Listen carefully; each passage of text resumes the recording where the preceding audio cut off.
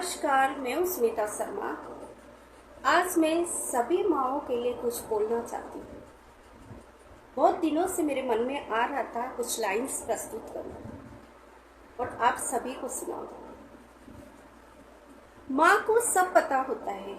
हमारा दिल, हमारा दिमाग का नक्शा उनके जहन में छपा होता है।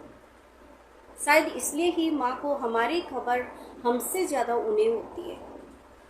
हाँ, कभी खिटपीट, कभी डांट पटक, कभी डांट भी पड़ जाती है और कभी खट्टा, कभी मीठा, कभी कड़वा भी बोल देती है। और गुस्सा हो जाओ तो लाके खाने की थाली रख देती है।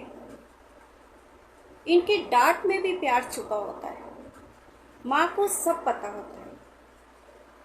माँ हमारे सच्चे दोस्त को एक ही नज़र में पहचान लेती है और इस मतलबी दुनिया को खूब अच्छे से जानती है।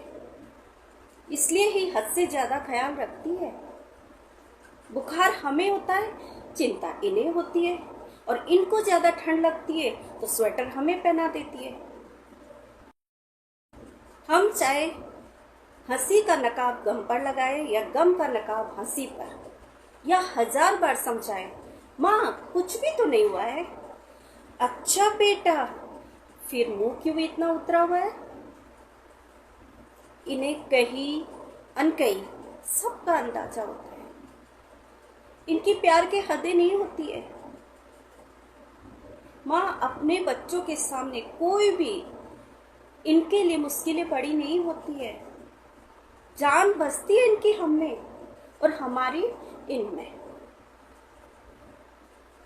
जब मुझे सिर्फ अंधेरा ही अंधेरा दिखाई देता है तो मैं आंखें मूंद कर अपनी माँ की मुस्कुराहट को याद कर लेती हूँ। तुरंत मुझे आवाज़ सुनाई देती है।